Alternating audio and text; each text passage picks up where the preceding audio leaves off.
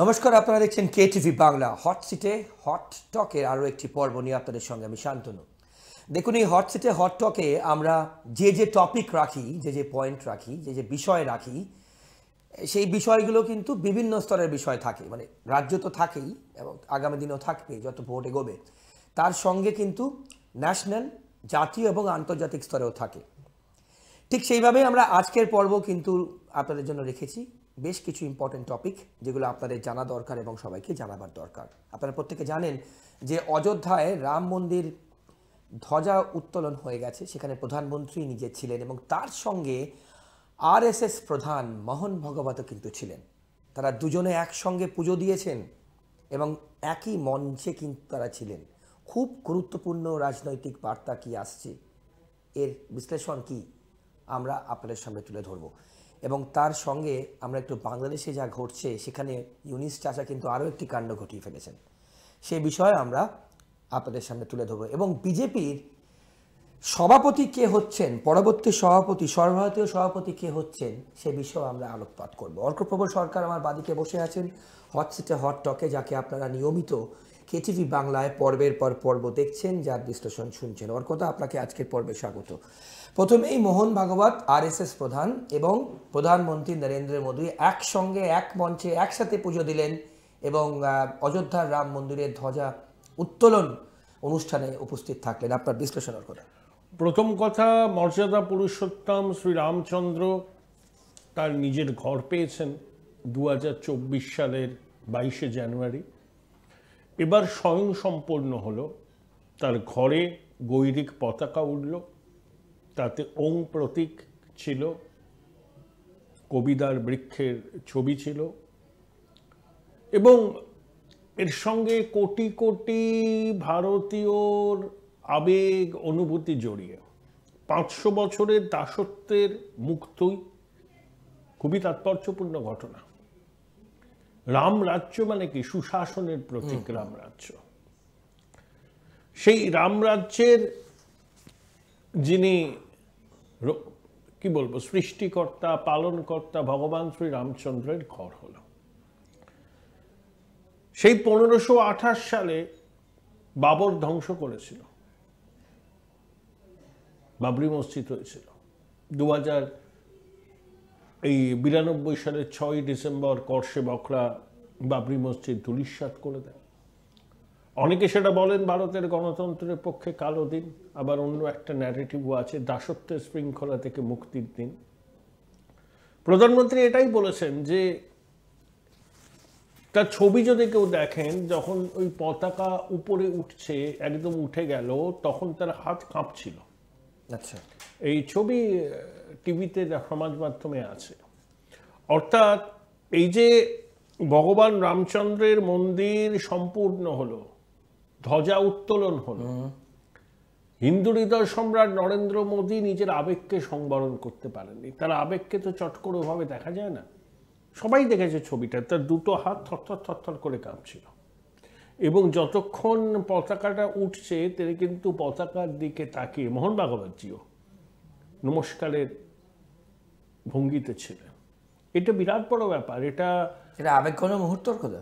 অবশ্যই আবেগঘন। শুধু আবেগঘন প্রধানমন্ত্রী মোহন ভাগবত, যোগী আদিত্যনাথ বা সাধু সন্তদের নয়, যারা সাধু সন্ত নন তাদের কাছে রামের যে কি তাৎপর্য, সেটা যারা বোঝেন, যারা অনুভব করেন, তাদের কাছে এটা। আমি বলি না, শতবর্ষের সাধনা রাম মন্দির স্থাপনা।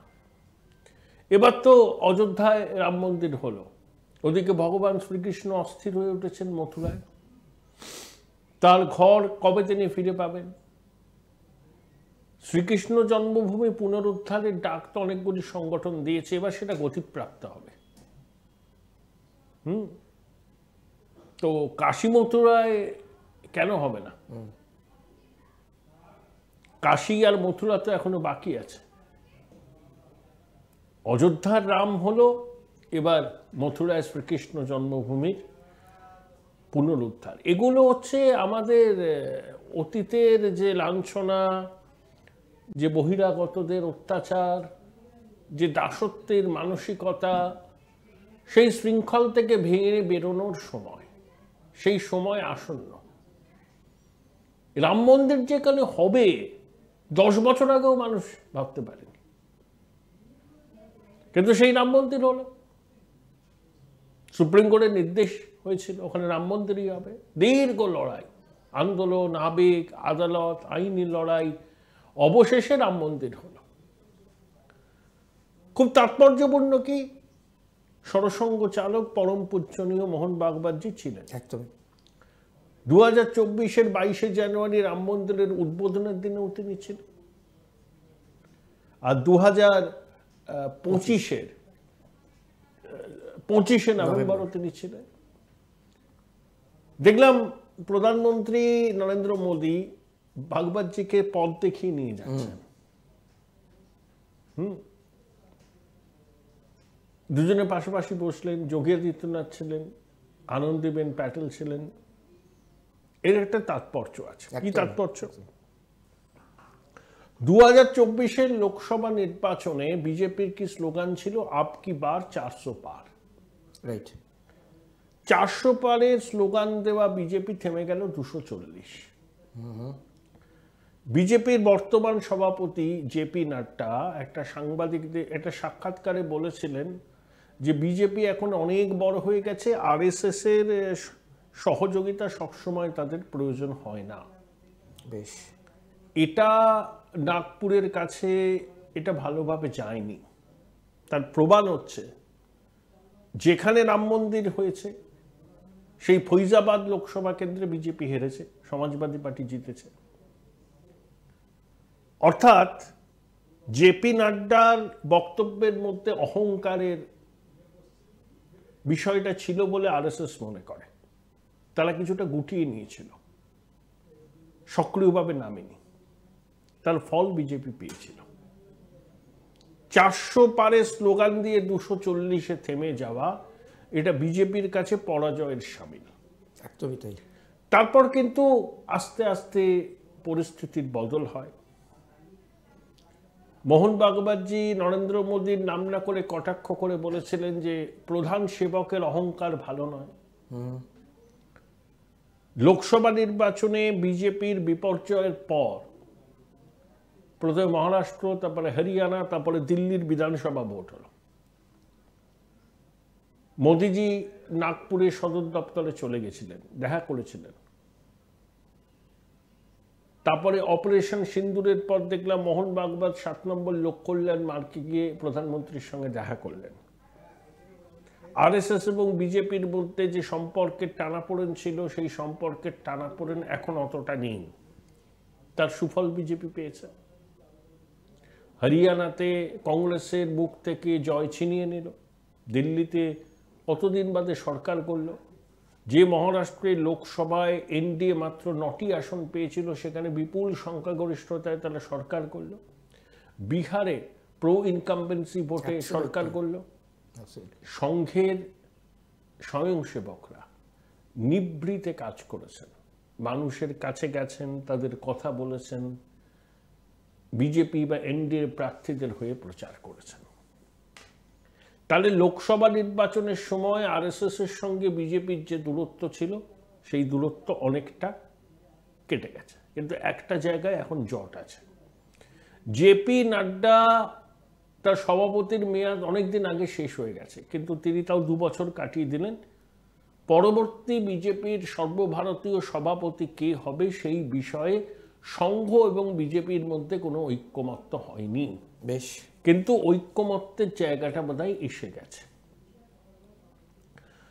আরএসএস চাইছে বিজেপিতে এমন একজন সভাপতি হোক যে মোদি এবং অমিত শাহর রবার স্ট্যাম্প যাতে না হয়, সে স্বতন্ত্রভাবে বিজেপিটা চালাতে পারে। ওকে, বাট তার পার্সোনাল আইডেন্টিটি থাকা দরকার। আইডেন্টিটি, কোনো রবার স্ট্যাম্প নয়। ওকে, সেই জন্য অমিত শাহজি যে নাম প্রস্তাব করেছিলেন, সেই নামে ঐক্যমত্য হয়নি। প্রধানমন্ত্রীর ব্যক্তিগত পছন্দ, তার দীর্ঘদিনের বন্ধু, একসঙ্গে প্রচারের কাজ করেছেন স্বয়ংসেবক হিসাবে। বর্তমানে যিনি কেন্দ্রের আবাসন মন্ত্রী, হরিয়ানার প্রাক্তন মুখ্যমন্ত্রী মনোহরলাল খাট্টার। ওকে, প্রধানমন্ত্রীর ব্যক্তিগত পছন্দ তার। আবার অমিত শাহ চাইছেন ভূপেন্দ্র যাদব কিংবা ধর্মেন্দ্র প্রধানের মতো কেউ হন সভাপতি। ধর্মেন্দ্র প্রধান তার দক্ষতা দেখিয়েছেন, বিহারে দেখিয়েছেন, উড়িষ্যাতে বিজেডির সঙ্গে শেষ মুহূর্তে বিজেপির জোট যে হয়নি তার মূলে ছিল ধর্মেন্দ্র প্রধানের ফিডব্যাক। উড়িষ্যায় অভাবনীয় সাফল্য লোকসভায় পেল বিজেপি এবং ক্ষমতা দখল করল বিধানসভায়। আবার বিহারে নির্বাচনে জয়ের পেছনে ধর্মেন্দ্র প্রধানের ভূমিকা আছে। আবার ভূপেন্দ্র যাদবও ইলেকশন ম্যানেজমেন্টের কাজে সক্রিয়, অমিত শাহের ঘনিষ্ঠ কেন্দ্রীয় মন্ত্রী। এই দুটো নাম রয়েছে। আবার সঙ্গের ঘনিষ্ঠ হচ্ছেন মধ্যপ্রদেশের প্রাক্তন মুখ্যমন্ত্রী, বর্তমানে কেন্দ্রের কৃষিমন্ত্রী শিবরাজ সিং চৌহান। এই শিবরাজ সিং চৌহান না ধর্মেন্দ্র প্রধান, এর মধ্যেই কে হবে শেষ পর্যন্ত বিজেপির পরবর্তী সর্বভারতীয় সভাপতি সেটারই নিষ্পত্তি হবে। আমার মনে হয় সিদ্ধান্তটা নেওয়া হয়ে গেছে। ওকে, খুব শীঘ্রই তার ঘোষণা হবে, কারণ দীর্ঘদিন ধরে জেপি নাড্ডা এক্সটেনশনে আছেন। একদম, হ্যাঁ, নতুন সভাপতি বিজেপি চাইছে। 2027 উত্তরপ্রদেশের ভোট, 2026 আরো 4টে রাজ্যের ভোট, তার আগে জেপি নাড্ডা রিপ্লেসমেন্ট বিজেপি চাইছে, এবং সেটা আরএসএস এর সবুজ সংকেত নিয়ে ঐক্যমত্যের ভিত্তিতে বিজেপির পরবর্তী সর্বভারতীয় সভাপতির নিয়োগ হবে। বেশ, দুটো নাম নিয়ে এখন আলোচনা। বর্তমানে কেন্দ্রের কৃষিমন্ত্রী, প্রাক্তন মধ্যপ্রদেশের মুখ্যমন্ত্রী শিবরাজ সিং চৌহান এবং বিজেপির শিক্ষামন্ত্রী, মানে হিউম্যান রিসোর্স ডেভেলপমেন্টের মন্ত্রী ধর্মেন্দ্র প্রধান। কেউ একজনের মধ্যে হবে হয়তো। আমরা একটা ব্রেক নেবো, আমরা বিরতি নেব। বিরতির পর যখন ফিরে আসবো, বাংলাদেশের দিকে একটু নজর রাখতে হবে। সেখানে ইউনুস চাচা আবার একটা নতুন কাণ্ড ঘটিয়েছেন। কি কাণ্ড? ছোট বিরতি, ফিরে আসছি, সঙ্গে থাকুন। বিরতির পর ফিরে এলাম। আপনারা দেখছেন হট সিটে হট টক। অর্কপ্রভু সরকার আমাদের সঙ্গে আছেন। আমরা বিরতির পরই বাংলাদেশে যেটা নিয়ে বলছিলাম বিরতিতে যাওয়ার আগে, সেখানে ইউনুস চাচা তো এক এক সময় এক এক রকম কাণ্ড করে ফেলছেন। রিসেন্টলি কি করেছেন আপনাদের একটু আপডেট করি, তারপর বিশ্লেষণে ঢুকবো। তুরস্কের একটি সংসদীয় দলের সঙ্গে মোহাম্মদ ইউনুসের বৈঠক হয়েছে, এবং সেই বৈঠকে ইউনুস আবার একটি ম্যাপ তুলে দিয়েছেন সেই দলকে, যে দল এসেছিল টার্কি থেকে।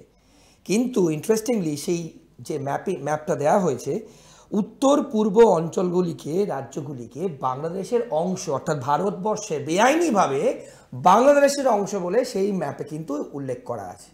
তাহলে এই নিয়ে কি বার্তা, কেন করলেন তিনি? এটা আগেও করেছেন, আবারও রিপিট করলেন। অর্কদা, প্রথম কথা, ইউনুস তো একটা দুর্বৃত্ত, দুরাত্মা এবং মাতৃজঠরের লজ্জা। ও মুখোশ পরে থাকে। কিছু কিছু অর্থনীতিবিদ ইউনুসের নাম করলেই একেবারে কি বলবো আর কি, জিভ দিয়ে লালা পড়তে থাকে যে ইউনুস মহান, ইউনুসের হাতে বাংলাদেশ সুরক্ষিত, ইত্যাদি ইত্যাদি। মানে এরাও একটা লোককে চিনতে পারেনি। আমি এদেরকে দোষ দিই না। ইউনুসের তো বহুরূপীর মতো ফোলা ফোলা কাল নিয়ে, শিশুর সারল্য নিয়ে হয়তো অর্থনীতিবিদদের সঙ্গে কথা বলে, কিন্তু আসল চেহারাটা এক্সপোজ হয়ে গেছে। ও যে একটা জঙ্গি জেহাদি মতাদর্শে দীক্ষিত লোক, সেটা কিন্তু পরিষ্কার। আর বাকিটা হচ্ছে ওর মুখোশ। ও হিন্দু বিরোধী, ও গণতন্ত্র বিরোধী, ও মুক্তিযুদ্ধ বিরোধী শক্তি। এত বড় আসপর্দা ওর কি করে হয়? আর্ট অফ ট্রায়াম্ফ বলে যে বইটা লোককে দিচ্ছে, তার প্রচ্ছদে বাংলাদেশের বিকৃত মানচিত্র উস্কাচ্ছে। ও উস্কাতে চাইছে। ও পাকিস্তান, ওর প্রভু, ও পাকিস্তানের পা চাটে, তারা খুশি হবে। জঙ্গি জিহাদিরা খুশি হয়ে ওকে সাপোর্ট করবে, ও ক্ষমতায় থাকবে আমৃত্যু। এটাই এই বদমাইশ বৃদ্ধের ধান্দা। নইলে স্পর্ধা কি করে হয়? আগে দিয়েছিল পাকিস্তানের সেনাকর্তাকে, এখন দিচ্ছে টার্কিকে। অপরাধী মানসিকতা না থাকলে ভারতের সঙ্গে পায়ে পা লাগিয়ে ঝগড়া করবে। ডেলিবারেটলি করছে, উস্কাচ্ছে। বাংলাদেশে জঙ্গি জিহাদিদের উস্কাচ্ছে। ও জানে ভারতের সাউথ ব্লকের প্রতিবাদ করবে এবং এই সুযোগে ও বাংলাদেশের মধ্যে ভারত বিরোধী মানসিকতাকে জাগাবে। ওকে, এটা ওর ছক। ও মুখে যা বলে কাজে তার উল্টোটা করে। এই যে খলিলুর রহমান এসেছিলেন, ওদের জাতীয় নিরাপত্তা উপদেষ্টা, দোহা যাচ্ছেন খুব সম্ভব, সে যেখানেই যান বলেছেন যে বাংলাদেশের মাটিকে কোনো জঙ্গি কার্যকলাপে ব্যবহার করতে দেবেন না। যা বলছে তার উল্টো হচ্ছে। এত পাকিস্তানের সেনাকর্তাদের আগমন দফায় দফায়, আইএসআইয়ের লোকজন ঘুরে বেড়াচ্ছে, বাংলাদেশের মাটিকে ব্যবহার করে ভারতকে হামলার পরিকল্পনা করেছেন পাক সেনাপ্রধান ফিল্ড মার্শাল আসিম মুনির। চিকেন নেক তাদের টার্গেট। তবে অ্যাডভেঞ্চার করলে ফল যে বাংলাদেশের পক্ষে কি করুণ হবে সেটা শুধু ইউনূস বোধহয় জানে না। ঢাকা শহরও সুরক্ষিত থাকবে একদম। কিন্তু তাও করছে, প্ররোচনা দিচ্ছে। ওর প্রভু যারা, যাদের পা চাটেও সেই যাদের পা চাটে তারা নির্দেশ দিচ্ছে ইউনূসকে এগুলো করবার জন্য, আর ইউনূস এটা করছে। ওর অ্যাপিয়ারেন্স দেখলে কেউ যদি ভাবে যে ও বিদ্যের জাহাজ, ও বিরাট বড় পণ্ডিত, একদমই নয়। ও একটা দুর্বৃত্ত। ও লোকটা নোবেল শান্তি পুরস্কার পেল কি করে? শান্তির জন্য পৃথিবীতে করেছে এটা কি? যখন বাংলাদেশের দায়িত্বভার নিল তখন থেকে অশান্তি বাংলাদেশে, অশান্তির ক্যাপসুল বলা যায়। বাউল শিল্পীরা গ্রেপ্তার হচ্ছে, তৌহিদি জনতা আস্ফালন করছে, 200টা হিন্দু মন্দির ভাঙচুর হয়েছে, চিন্ময় প্রভুর এখনো জেল মুক্তি হয়নি, হিন্দু মহিলারা শাঁখাপলা পড়তে ভয় মন্দির ভাঙা হচ্ছে, মূর্তি একটা ইস্কন্দর দইরা দইরা জবাই করে, এসব বলা হচ্ছে। এটা ইউনূসের নাকের ডগাতে হচ্ছে। কি ব্যবস্থা নিচ্ছে? শুকনো বিবৃতি, বাংলাদেশ সবার জন্য। আমি সাথে কেন বলি, ও দুরাত্মা একটা, যা বলে তা করে না, যা করে তা বলে না। ওর আশেপাশে যারা আছে সব মুক্তিযুদ্ধ বিরোধী শক্তি। এরা বাংলাদেশের স্বাধীন অস্তিত্বকে স্বীকার করে না। যে শক্তিটা বাংলাদেশের স্বাধীনতা চায়নি, যারা মনে করেছিল পাকিস্তান ভেঙে বাংলাদেশের সৃষ্টি জিন্নাত দ্বিজাতি তত্ত্বের মূলে কুঠারাঘাত, যারা মুক্তিযুদ্ধের পরাজিত শক্তি, তারাই এখন বাংলাদেশের শাসন ক্ষমতা। তাদের নেতা ইউনূস। তাহলে ইউনূসের কাছ থেকে আমরা এটাই প্রত্যাশা করব যে ইউনূস ভারত বিরোধী অবস্থান নেবে, প্রো পাকিস্তান থাকবে এবং ভারতকে রক্তাক্ত করার পাকিস্তানের যে নীল নকশা 1947 সাল থেকে চলছে, সেই নকশাকে বাস্তবায়িত করার জন্য ইউনূস বাংলাদেশের জমিকে ব্যবহার করতে দেবে। তাহলে এই দুরাত্মা বা দুর্বৃত্তকে নজরে রাখতে হবে। রাষ্ট্রপ্রধানের ভেগ ধরে ও আসলে জঙ্গিদের নেতা, অবৈধ দখলদার। ওকে রাষ্ট্রপ্রধান বলাটাও ভুল, অন্তর্বর্তী সরকারের প্রধান। একদমই তাই। ওর তো কোনো ম্যান্ডেট নেই। বাংলাদেশের মানুষটাকে ম্যান্ডেট দিয়ে সিংহাসনে বসায়নি। তাহলে আমি ইউনূসের এইসব কাণ্ড কারখানায় মোটেই অবাক হই না। ও সুপরিকল্পিতভাবে করছে, ভারতকে প্ররোচনা দিচ্ছে। সাউথ ব্লক রিয়্যাক্ট করলে ওটাকে সামনে রেখে ও বাংলাদেশের মাটিতে জঙ্গি জিহাদি র্যাডিক্যালদের খেপিয়ে তুলবে। বেশ, এটাই ওর লক্ষ্য। অর্কদা, অনেক ধন্যবাদ আপনার সময়ের জন্য। দেখলেন আপনারা, আজকে কিন্তু আমরা যে দুটো পয়েন্ট নিয়ে কথা বললাম খুব গুরুত্বপূর্ণ। বাংলাদেশের তো কাহিনী শুনলেনি, এবং তার আগে আমরা এই ধ্বজা উত্তোলনে কিন্তু মোহন ভাগবত এবং নরেন্দ্র মোদী একই সঙ্গে কিন্তু তারা পুজো দিলেন এবং একই সঙ্গে কিন্তু সামনে এলেন। এবং অর্কদা বিশ্লেষণ করে যেটা বললেন খুব গুরুত্বপূর্ণ। এবং বিজেপির সর্বভারতীয় সভাপতি কে হবেন সে বিষয়েও কিন্তু আমরা বিস্তারিত আলোচনা করে আপনাদের সামনে তুলে ধরলাম। আজকের পর্বে এ পর্যন্তই। আপনাদের যা যা সুচিন্তিত মতামত শেয়ার করবেন, আর অন্যান্য সব খবরের জন্য দেখতে থাকুন KTV বাংলা। নমস্কার।